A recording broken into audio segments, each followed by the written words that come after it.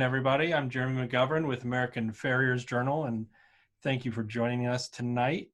This is our first Farrier Q&A live session, and topic we're going to go through this week and the next few weeks are business topics related to COVID-19. This is your opportunity to ask questions, and we've brought the great Tom Kerwin with us, the Hall of Fame Farrier, and thanks so much for joining us tonight, Tom. Glad to be here, Jeremy. So, Tom, started shoeing in 1972. We know you as the Patch Man. Tell us a little bit more about your career and how it progressed there since you started back in 72. Well, 72 was a young 18 and pretty much a lost soul for many years. Came across a big, tall Texan named Bernie Chapman, and we became great friends, and he kind of guided me down the road. And as I got better in the show jumping world and the show hunters, and still messing with thoroughbreds and standardbreds, and he taught me a lot. We went a lot of places together. He taught me the most important things about knowing all the anatomy, that no more than the next guy was all his secret kind of success. And it's true. I don't think it's taught enough yet today. We kind of put it on the back burner too many times, but he guided me along, and I kept going, and I kept specializing, eventually got into quarter cracks and glue on shoes, and it led to about 14 countries in the world and a lot of air miles. Many great athletes to work on, and many things I would never trade. Okay, I'm looking here, and we got quite a few people on. I see friends in California. Nice to have you joining us from Australia, Wes. People from all across the U.S. And I think, you know, no matter how you feel about this pandemic, your business is going to get affected by it. And that's why, you know, Tom's graciously spending some time with us. We'll have some farriers with different backgrounds, because maybe you're not, you know, in the performance horse world. Maybe you work more with backyard horses. But I think the advice is going to be practical no matter where you work or the type of horses, but we'll mix it up each week with a different farrier. So we'll jump right into this.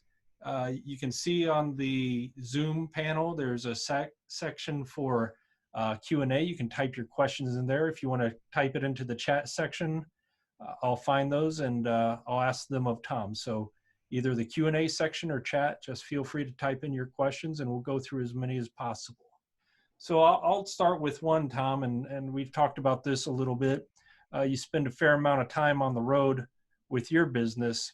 Knowing the restrictions, the advice on social distancing, everything in between, before you go to a barn and when you're at a barn, how do you prepare? Well, I usually always call the day before I get into an area, whether it be 2 or 3 barns or one barn all day long. I talk to who's ever running that show there, and I make sure that nobody's been sick, nobody's got a fever, nobody seems sick. Has there been anything going on? And so far, I've been lucky. Everybody's been good. The only one that seemed to has been affected by this was the guy that does all my travel arrangements in New York. He had it 6 weeks ago. That guy was so sick it wasn't even funny for a week, and we finally figured out he had it, and he was a mess. So I got something to kind of go by how people act. But most every barn I know, I was in Kentucky the last few days, and everybody in Kesmark up there, all employees were wearing masks, gloves. People that were going in and out, like me, we weren't so much but we weren't required, but all employees were, and they've done a great job with it. But a lot of barns are doing that, and there are barns in the industry that stall cleaners go working as many as 5 different locations in a day. So they've clamped down on them pretty hard. All those guys have got to prove they haven't been sick. They got to be in a mask. They got to be in a glove. They got to change it from barn to barn. So I think everybody's trying to do their part. I I've got a spray bottle of alcohol near my tools, and I spray them all day long. All day long, I spray them down with 70 or 90% alcohol, whatever I can get, and it does make it smell better, but hopefully it's killing off anything. Yeah. Was biosecurity much of a concern before this for you? The what? The biosecurity cleaning tools is it a hard thing to you know, I get never did before, Jeremy. I never did before. I as long as there wasn't a serious disease in a horse that I felt was transmittable, I never did that before. I've known guys that have for a couple years. They've all, at the end of the day, I've always seen them spray their whole shoeing box down with alcohol. And I see a few people have joined us late. If you want to ask a question of Tom, feel free to drop that into the chat field or the Q&A field, and we'll go through those as they're sent in. You know, I think we've gone through tough times, nothing like this before. It's a strange thing, and maybe we haven't seen the very tough times, you know, the trickle down of clients losing their job, losing their income, and how that'll affect the farriers. But, you know, we've had recessions before, we've had tough economic times. You know, going back through your career, what advice do you have to still sustain your business during a difficult time financially? Well, I think the guys and girls at the lowest end of the starting chain there, the lower markets, the small hometown farriers that, you know, they 3 mornings of the week they might eat breakfast with half their clients at a Waffle House. Who knows? Those are the guys I think those are the guys that need to keep working, because they haven't made it yet. They're still trying to buy the proper tools, the nice upgrade their shoe and rig, attend seminars. They're still trying to advance, and these are the guys that are going to get pounded the hardest, because their clients are the ones that are going to take off shoes, trim them, make those horses go 10, 12 weeks without a trim, and knock those guys out of an income that they were used to. These are the boys and girls that are going to get hit the hardest. So that I think any of the guys that have big successful business, if you can pick those guys and girls up one day of the week, even 2 days of the week, let them clinch and finish for you and pull off, clean your rig, keep them in the game a little bit. Somebody asked me the other day, they said, well, you know, there doesn't seem to be going to be a Kentucky Derby this year. What are they going to do with all those 3-year-olds? I said, well, they're not going to kick them in the field. That's for sure. I said, they have to stay in training. You can't take 700, 800 stallions and go throw them in the field. I said, they're worth too much money, and they're going to stay in training. And there are tracks still running. Just the other day here in Florida, Tampa is they're trying to extend their race dates because people have stayed down here now, and they were due to close. And I haven't seen where they're going with it now, but I know a lot of leading trainers that leave from here, go to Keeneland, then the Derby, do the Churchill meet, and then go to New York. They're here. They're not going anywhere. They're staying in South Florida. There's no reason to go to New York right now. They don't want to go into it and take the chance on most of the top trainers move those horses out. A lot of them up there are still going, but a lot of people are fortunate. You know, their clients have to keep going with these athletes. They can't shut them down. We're going to get out of this. We're going to go forward. And the horses need to stay on as close to the schedule as they can, because athletes, let's face it, they come with issues. A lot of them have issues. A lot of them require pretty precision horseshoeing on a very regular basis.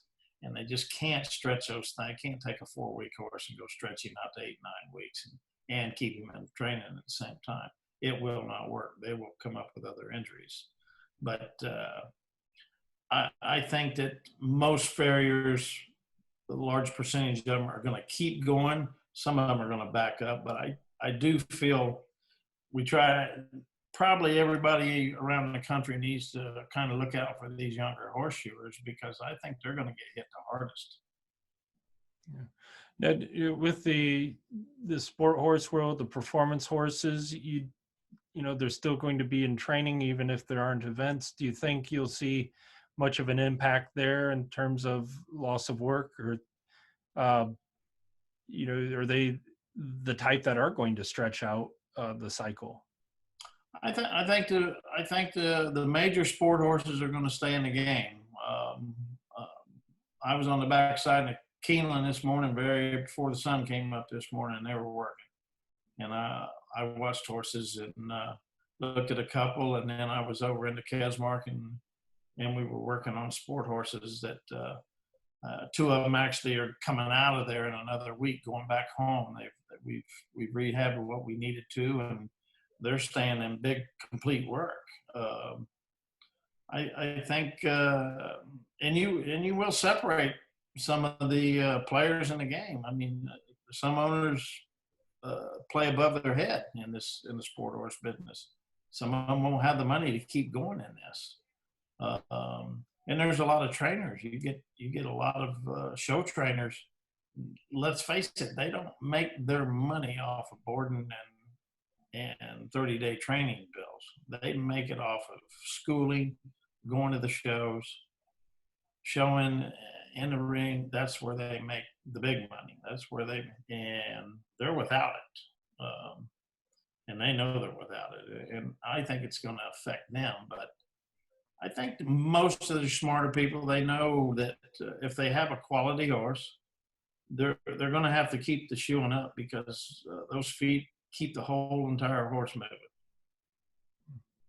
So the clients that don't recognize that, don't you know, that think of it in terms of money saved versus the long-term view of what that damage could do to their horse, and then the subsequent vet bills, what do you do with them? Do you have a conversation? How do you convince someone who's maybe thinking about stretching out a cycle to keep it tight? You can sit down with it, and really, Jeremy, each horse it's just like shoeing a barn with the horses. Each one in there is an individual, and there may be a couple in the string that could make it 2 or 3 extra weeks, but there's some in there that can't. And yeah, you're going to have to sit down with those clients, trainers, owners, and say, look, this is what I think about this horse. This is what I think about that. And we're a service company. They're going to make the final decision whether they're going to spend the money with us or not. We can't force them into it. But you know, we have to put it out there that if you don't agree with it, tell them you don't agree with it, because don't let it come back along later on and bite you on the backside. Everybody, there's a few of you who've joined us recently. We have a couple of fields here, the Q&A field or the chat field. If you'd like to type in a question, I'll ask it of Tom. So getting back to the younger people you think are going to be impacted, how do you put you know, you're having your business that's not affected, looking out for them? What do you suggest? Some ride-alongs, maybe getting a helper for a day? Yeah, I do. I think that you know, if you know of any young guys in your area, young guys, young girls, there's so many young guys and young girls today.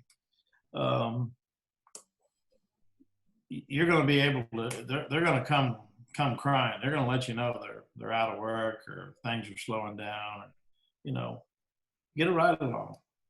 Buy them lunch to go with you and help you. Teach them a little bit. Share some knowledge with them. That's what they need right now. They need to keep their head in the game and not get discouraged, because a lot of them may. I don't know at this point what other career they would run off to that looks highly productive. But I think anything that we can do to help the younger kids stay focused on, this will get by us, and we'll get better, and we'll get done. In the 80s, when the market was a mess, things really slowed down in the hunter jumper market. We had to stretch horses out. We had to reduce down some shoeing jobs, some things that they, if you had a bar shoe type setup on something, old creaky kind of equitation horse, well, he was just going to have to learn how to get along with the regular shoe for a while, and we got through it. But some things backed up, but this pandemic is apples and oranges to the 80s. It really is. It's a whole different deal here. I mean, you'll see some people that are in the horse business that may not ever recover, and all the shoers, high to the low, the experience to the beginners, they will have to understand that they may see a client never again because they may have to get out. I mean, it's going to happen. Different parts of the country, different disciplines of horses. It's going to happen. Yeah, I think that's what makes it tough is, shoeing ranch lot horses in Oklahoma is very different than being in a highly dense area like the Mid-Atlantic, where you have your choice of sport horses, and makes it a little difficult to provide sort of some universal advice. I'll ask a question that was sent in here. It's a good one because I think it kind of leads us into the discussion of cash flow, but how do you handle receiving payment for your services? Prompt. Prompt is the word.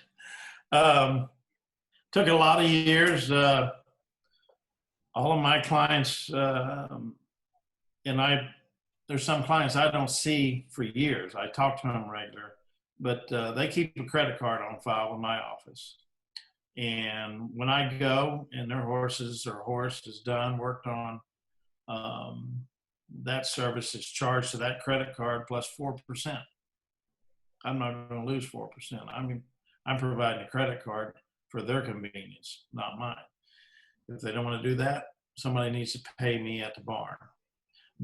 This is not the time, especially with the uncertainty, to be the bank for everybody.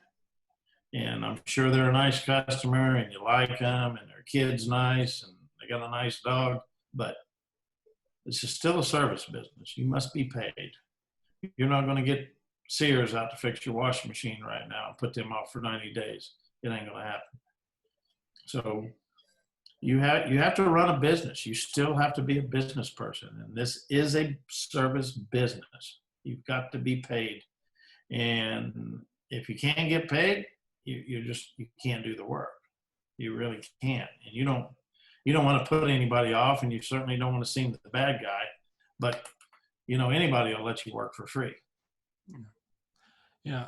And that can be difficult because, you build a rapport, especially maybe with some backyard clients, get to know their family, and you have to have a difficult conversation. And so let's say those people who are watching us, tend to do it by check, 30 days, but move to more of your service for immediate payment.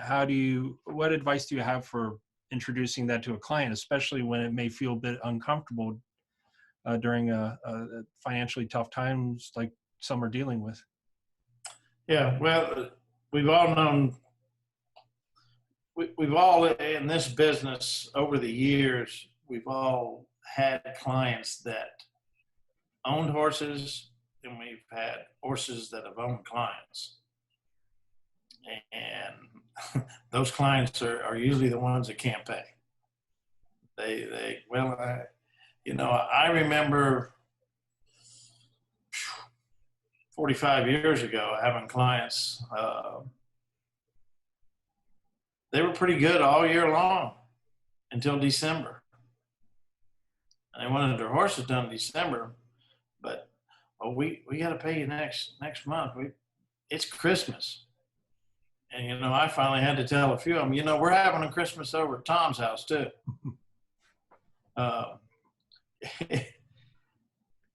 It's a thing that if you let it get away from you, and nobody likes to always have that discussion about money. A lot of clients don't want to have it with who they hire and the guy that's hired. He wants to look at the dirt and shuffle his feet when he's talking about what he charges. This is a business. It's a professional business. You have got to run it like a business, or it will not be a business. You will be taken advantage of every day, and you just can't do that. And the thing is yeah, we all have worked for friends over the years and people that we've known for 20, 30 years. It's a hard thing to separate. And sometimes you have got to take the upper road on it and say, look, this is how I make a living. This is how I feed my family. This is how I pay my bills. And for me to do this work, I have to be paid. Kind of a piggyback on the previous question, what about those clients who don't have a credit card? How do you establish that with either immediate cash or check? Cash or check at the barn. It's a simple thing. And they know when you're coming. Everybody in this day and manner, especially I remember in the 70s having to sit on the phone starting on Tuesday, Wednesday night, calling all my trim clients to line them up for Friday, Saturday, and Sunday.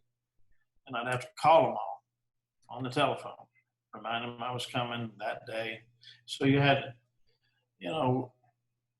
these days, everybody's electronic. They're texting, they're emailing, they're this. And everybody's around the country. They're somewhere between a 4 to 6 to maybe 7 week schedule, depending on the type of horse it is and what it's doing. So they know you're coming. They got time to have a check at that barn. And I know one young man in South Florida that worked for me 4 years, and he's got a great business. And to this day, when he rolls in there on some clients, if that check's not there, he'll roll right back out. He is not afraid to do it. He's lost a few, but he's gained a few. And he's very stern about it, and I don't blame him. You got to kind of train these clients too. If you let them take advantage of you, they will do it because they did it to the last guy before you. Yeah. And I think it's fair when if you get hurt, a client's not going to wait for you to get better. Some clients will. And if you're late or if there's something they want to blame on you, something's wrong with the horse that has nothing to do with the foot, but somehow it's the farrier's fault, there's not going to be a lot of sympathy for you there either. So exactly. You blow a truck engine up, they're not going to take up a collection for you. Mm-hmm. So what are your thoughts on discounting? If say a client is furloughed, what do you think about providing either temporary discounting or working something out with that client? That's kind of a one-on-one deal, and it's going to have to be that farrier with his relation and how long has it been, and or you're going to get paid down the road. I mean, I've over my long career, I only ever had to take one person to court, and I was 46 years in the business before it happened, and I never got any money out of them, but I turned their world upside down in the court. I mean, they finally had to go Chapter 7, 11, and anything else they could.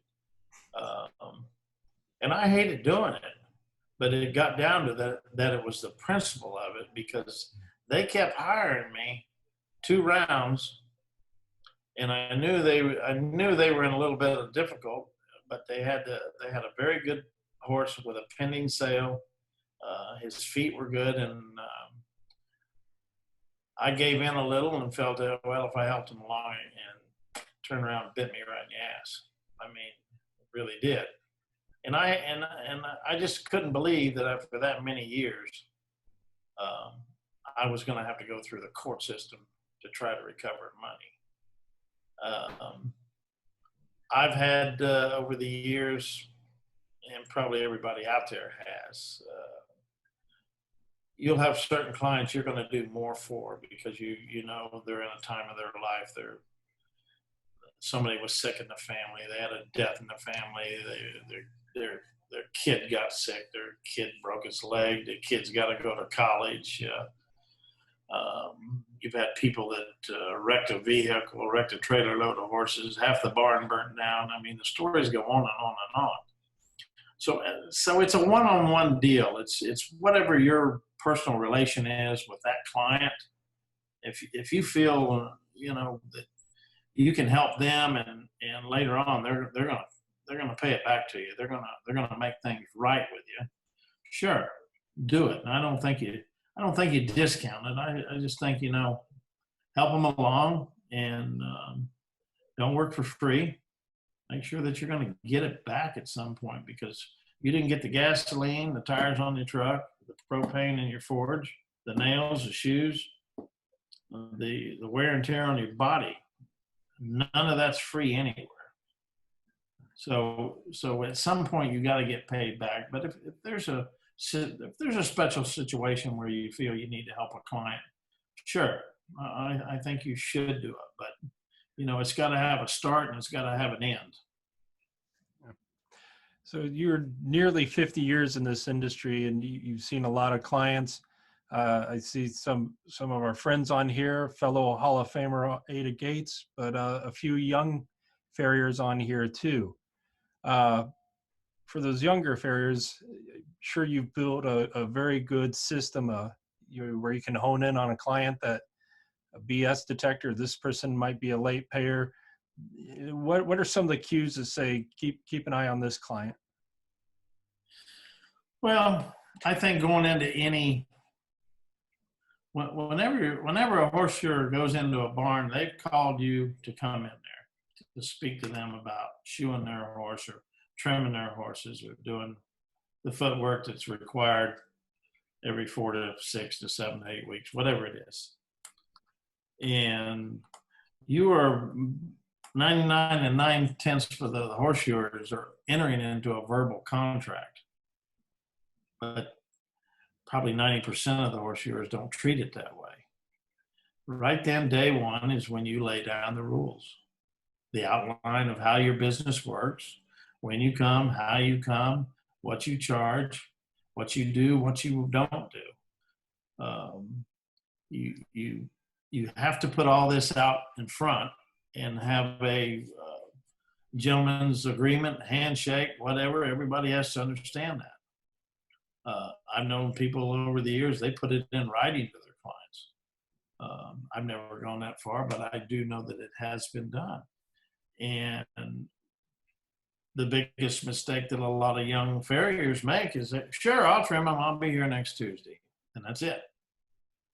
And then he comes next Tuesday and he works on 7 horses and asks the little girl in the barn, where's my check? I don't know. And then you can't get a hold of that owner that told you to trim those horses. Can't get a hold of them for a week. So it has to be done in advance. This is the world we live in, and everything else we do in this world, when we have a service, we pay for it. When we fill up our trucks going to those accounts at the gas station, we have to pay for that gas. We put it on a credit card, but we know we got to pay that bill. We stop and get lunch, we got to pay for that food. We get those supplies, we got to pay for those supplies. So if we're doing it and we're abiding by it, don't let the customers not be part of that. You have to step up and be a business person and make them understand that you're providing a service and will do what they're asking you to do. But in turn, you have to be paid on your obligations too. We got time for a few more questions. There's a couple here that have come in. If you're a little late to this, feel free to type in something into the Q&A field or the chat field, and we'll try to wrap these up. There's a couple here that are tied together, but your prices. How do you inform clients about what your prices are? My particular prices, or Well, I guess in general, general? what philosophy do you believe in? Having if you charge a standard rate, how do you let a client know? I'm sure pricing always comes up for every farrier. It might be the first question some clients even ask when they call you up. Sure, you can. I've known farriers that the majority of them it's a verbal, but I know farriers that they have a price sheet. They really do. Um, and there are levels in this business where people say, I don't care what it costs, get the damn thing fixed, get it back on the track or in the ring. The majority of the country, the people do want to know what they're paying. And believe me, every time you raise that $10 or $15, they're not gonna like it. They're not gonna jump up and down. But cost of living is the same for you as it is for them. It really is. Let them know what it is right up front. Straight trims, ever how many weeks it is. Front shoes, trim the behind. This is what always got me. If a guy charged, and this is just for instance, this is not the exact figure. Say a guy charged $40 or $50 to trim a horse, and then they said, well, let's put front shoes on it, and so that guy was getting, say, $150 for 4 shoes. So he goes back down to $75. Well, it should be the 75 plus 25 for trimming the back, because you're going to still trim 4. So you have to make all that known up front. I mean, this is a business. The more you do for the horse, it's not discounts in there. You have to be charged for all your time. The more time you're on a horse, the clock's ticking, and it cuts down on how many stops you can make a day. And I'm not saying race the clock. I don't like hearing horseshoers walk in a barn and go, "Get him out here! I gotta go! Hurry up! Come on! I gotta go!" I don't like hearing that out of them. I've heard it a lot. Younger guys make that mistake. You're getting paid to be there and do something. You're going to charge, do the job, spend the time, do it correctly. But make them aware of, pads are extra, the pores are extra, the squirt in pads are extra, this is extra. I think a lot of guys, the younger guys, make a serious mistake about they'll charge extra for clips, they'll charge extra for trailers, they'll charge extra for aluminum. Get you a set fee up here and be done with it. It's 4 shoes. I don't care if you gold plated the damn things. Get 4 shoes there and stay with it. Quit tagging on. Because most horses that need clips or trailers, they're a performance type horse anyway. That's part of the job. Be done with it. And it's easy to do. The more open and honest you are up with a client, the more that they know what they're going to have to spend in the beginning, they're going to be easier with it. If you keep hitting them along the way with, well, that was extra. Well, this is $25 more than last month. Yeah, but I did this. Get all that stuff up front. Even if you have to put a rate sheet out. I mean, it's going to be different at all levels of the business. It really is. But I'm one for a flat fee. I'm not one for extra if it's aluminum or extra if it's got clips or extra. Get a fee up there to where you're making money and be done with it. Something we've just talked about, and Farrier, we were talking about before we jumped on here. Curtis Burns has a nice statement here. Givers have to set limits because takers have none. Yeah, Curtis would know about that. Yeah. So a couple of things you're touching on, and especially when you're getting into the therapeutic world, there might be more of a time investment. Maybe you're waiting on the vet, taking radiographs. How do you balance your time? How do you budget time and figure that into your pricing? In barns you might be spending more time at. Well, when you get up to certain levels in this business to where you're a specialist you mentioned Curtis there, Curtis and myself and a few others around California, New York. I know all of them that they move around by day fees. It's so much a day and all the expenses, the flight, the rental car, the hotel, the meals, you name it. And we roll for a day. It might be 1 foot or 1 horse or 2 or 3 horses in a day, and that's it. But you got us for the whole day, and that's going to cover everything. If I have to spend all that time evaluating a horse's soundness, when I have a horse in a rehab center and I want to spend time watching them swim, I want to watch them going in and out of hyperbaric chambers, I want to see the change in their bodies, I want to look at new radiographs, I want to spend time talking with the vet that did it, going over the blood work, checking thyroid levels, this, that, everything that pertains back to the feet. You got to put a lot of time into it. Vet consultations. I know what horseshoers in this business charge for vet consultations, and I know which ones don't. And there's not very many that do. But if you got to sit over there for an hour on site or 30 minutes on site and 3 other phone calls with a certain vet, it pretty much took an hour out of your day. And say if you're a good horseshoer on the 100 jumper circuit, you're knocking down $300 an hour and more. There it is, charge for it. It took an hour out of your time. You've got to be paid for your time. You can't keep stopping to go over things. And evaluation is a thing that a lot of horseshoers don't charge for. And I mean, I think it only relates in certain groups, certain activities in this horse business. And it's a certain level type of horseshoer. The young guys certainly are not going to be in that because they don't have the education yet. They don't have the experience to where they're in that deeper conversations that warrant that.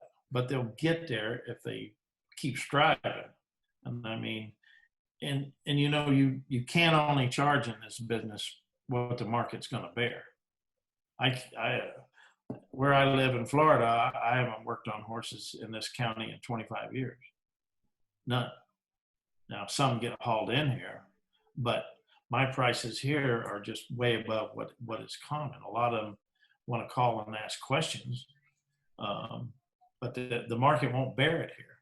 And I mean, but it's kind of nice. I can live here and nobody bothers me. Okay. The other thing is inventory. What are your thoughts on inventory management?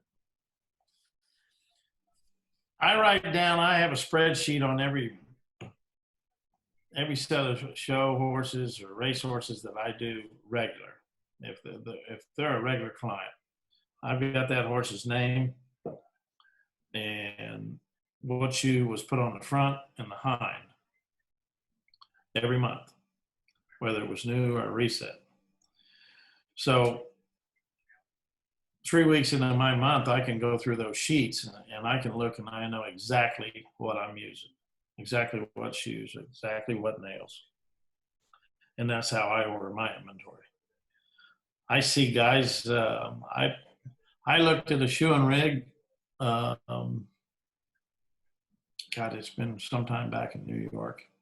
It was a beautiful trailer. It was a gooseneck type trailer. And this guy on the front wall of that thing had 87 pegs to hold horseshoes.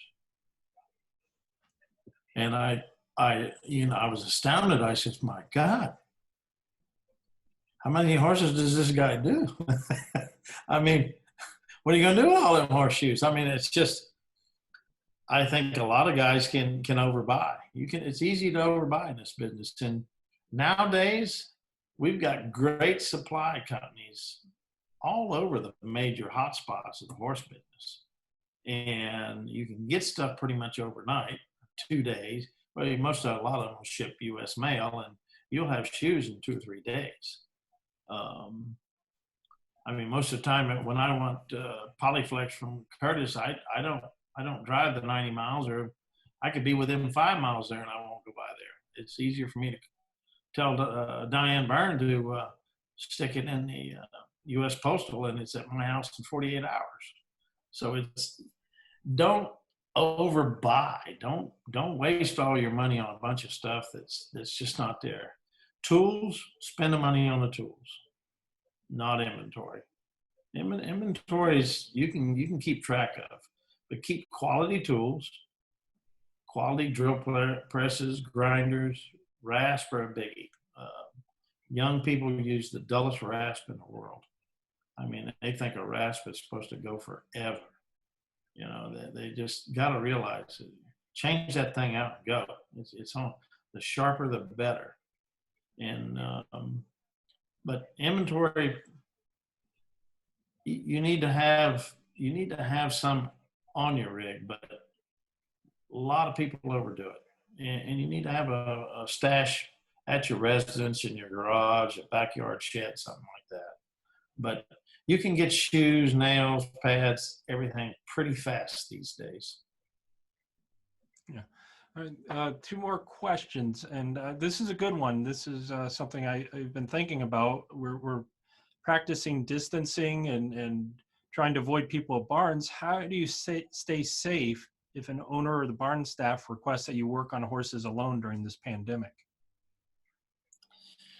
Well, I won't. I'm just not going to do it. I think that if they have a holder that's wearing a mask, wearing gloves, their person is safe. Their person is not going to handle my equipment, and I'm not going to pat them on the back. That we're not going to exchange handshakes or cough on each other and none of that. I'll do my work and they do their work. A lot of, in barns today, everything's changed, and horses know that there's a change going on. All of a sudden, there's nobody in the barn all day long. You know, one guy came through in the morning, dumped feed, and everybody left because they've put the barn off limits to horse owners, won't let them come in there. And then all of a sudden, the horseshoer is supposed to come in there by himself in that quiet barn and pull one horse out who may not be the most pleasant horse in the whole barn to begin with.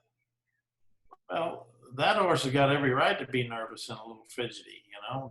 It's been quiet, nobody's been around. All of a sudden, this guy's yanking my feet around and beating on them and running a sand buffer up and down my foot, and that's the quickest way to start getting hurt. I think that barns, managers, trainers, they have their requirements during these times. I think we got to have ours too. Mm-hmm. We need to feel that we are safe.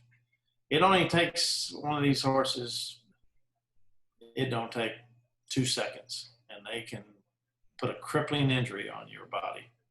I mean, they are so fast when they're panic scared, and you are out of work for a long time or permanent. So I think you can really go to who's ever running the barn and have that conversation and work it out to where everybody is protected and they're safe, you know. But it's ultimately it's us under. I mean, I think a farrier probably can survive COVID-19, but he's not going to do very good with a left hook to the jaw. Right. Okay, for our final question for Tom, How do you overcome industry standards when it comes to charging for consultations and such? What industry standards? There are none. This is our own business. We are our creators. We are allowed to run our business the way we feel. Once you get knowledge, reputation, skills, knowledge, you run your business how you seem fit. If you want to stand there for 2 hours, talk to everybody about a shoe job, and then go down to the end of the barn and come back, and 30 minutes later and tell you, "No, we're not going to go with that," you wasted a lot of time, you know. But if you're going to charge for a consultation, it has to be a professional consultation. You got to put all your cards up on the table, no matter what the trainer thinks, the veterinarian thinks. They all get their chance to put up, but then you put yours up, and then the owner has to make the final decision who they're going to go with. We can't force anybody to do it our way, but there are no standards in what to charge and not to charge when it comes to consultation on these horses. And yet, with that said, it's going to be different in all levels of this business. I mean, we have so many tiers across the country in our business. I mean, when I remember when I started in '72 trimming dairy horses. If any of y'all out there ever trimmed a dairy horse, that's not fun. I mean, they're covered in cow manure from their bellies down, and there's no shade to it. But I remember those were $4 a head back then, and